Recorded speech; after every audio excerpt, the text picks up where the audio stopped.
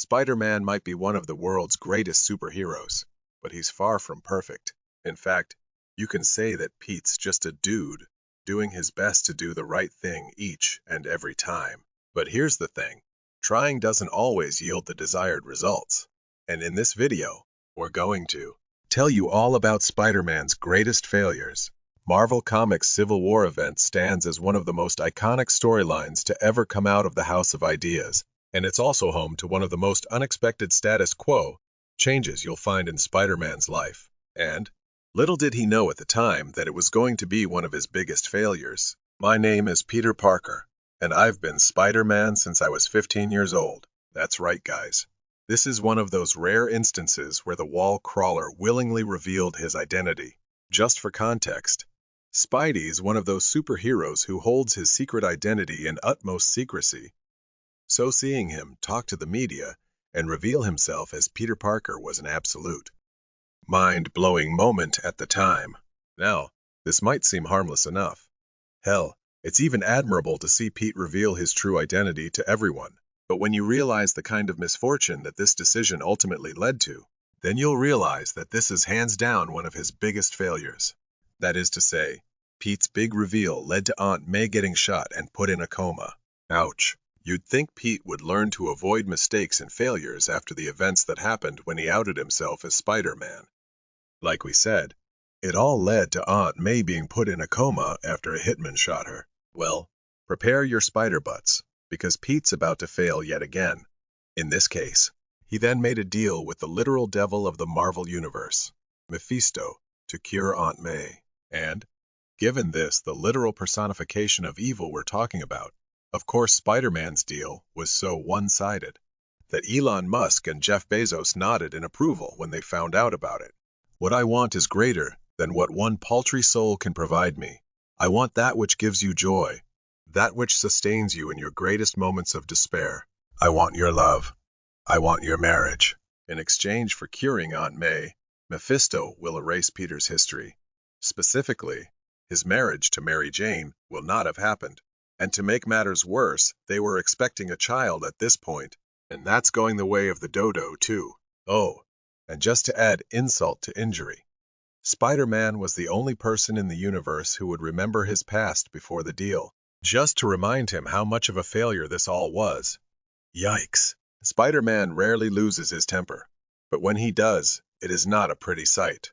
So, you can just imagine how much more crappy it is when the wall crawler ends up committing homicide even when he's all even-keeled. Spider-Sense starts screaming. I almost don't hear it. Almost. I can't believe Wolverine still wants to fight. I find a last burst of energy. I give it to Wolverine. Yeah, about that, Pete. That was not Wolverine. It turns out, the person who the web slinger just gave a cracking right straight to the face is just a regular non-superpowered spy named Charlamagne. And, since she doesn't have adamantium bones and all that, we're pretty sure Pete just blew a hole where her face was supposed to be. So, whoops. It goes without saying that this is one hard spidery-shaped fail. Now, if you sum up Spider-Man's whole superhero career, it's fair to argue that there are two instances in his life that can be referred to as his biggest. And we mean biggest failures. First of them, of course, is the death of Gwen Stacy. You all know the deal by now. She gets kidnapped by the Green Goblin. Gwen falls off a great height, and, well, Spidey comes to the rescue, or so he thought. I'm easily the most versatile. Who else could save a falling girl from death, Gwen? Hey, kid, what's wrong? Don't you understand? I saved you, you can't be. No. Oh, no. No, no.